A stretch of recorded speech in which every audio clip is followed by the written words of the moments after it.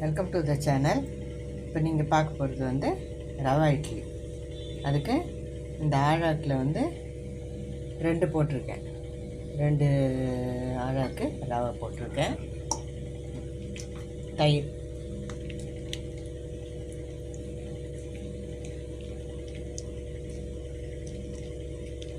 இது வந்து அக்ஷய கல்பா தயிர் நான் ஊற்றுறது. நீங்கள் வீட்டில் இருக்க தயிர் கூட ஊற்றிக்கலாம், இல்லை கடையில் வாங்கணும் அதை ஊற்றிக்கலாம்.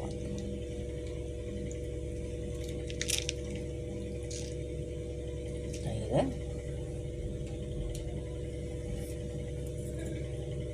சால்ட் போட்டுக்கலாம், தேவைக்கேற்ப சால்ட் போட்டுக்கோங்க.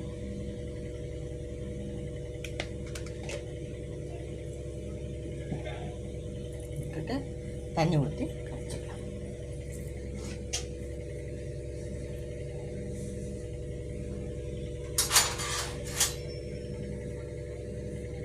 கொஞ்சம் கொஞ்சமாக தண்ணி ஊற்றி கரைச்சிக்கலாம்.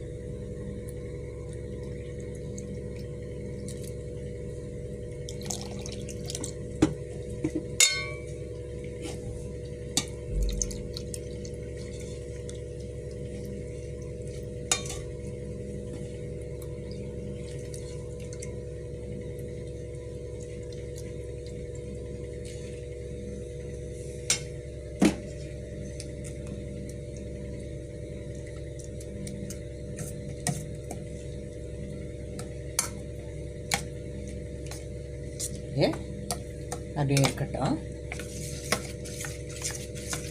இட்லி மாவு பதத்தில் நம்ம இது பண்ணிவிட்டு கொஞ்சம் ஒரு 10-15 நிமிஷம் ஊறட்டும். இது இப்போ நம்ம கொஞ்சமாக கேரட்டு, இஞ்சி துருவல், கொத்தமல்லி போட்டுக்கலாம்.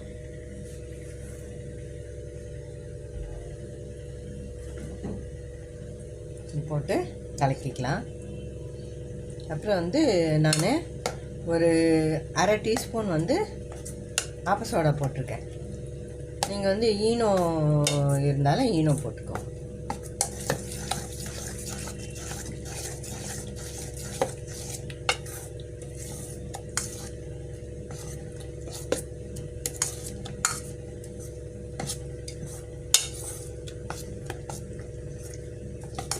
கலந்து இருக்கட்டும்.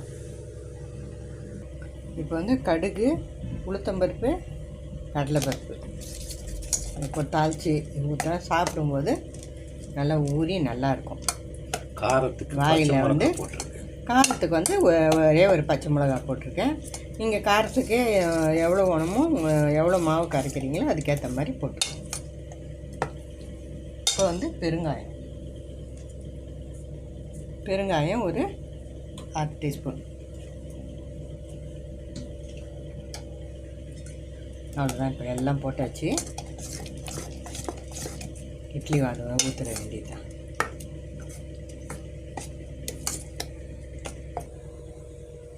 இப்போ இட்லி ஊற்றிக்கலாம்.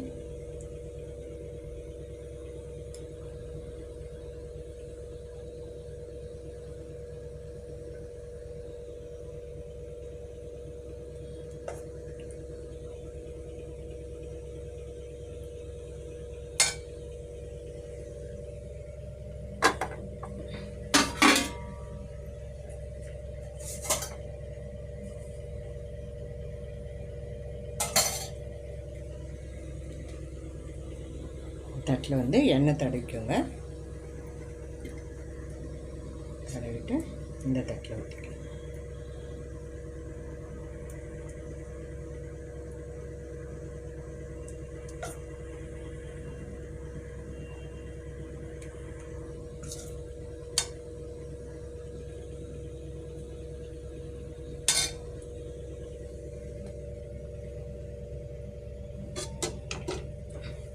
மூடிடலாம். இது ஒரு 15லேருந்து 20 நிமிஷம் வரைக்கும் வேக விட்டுருங்க. அப்புறம் பார்க்கலாம்.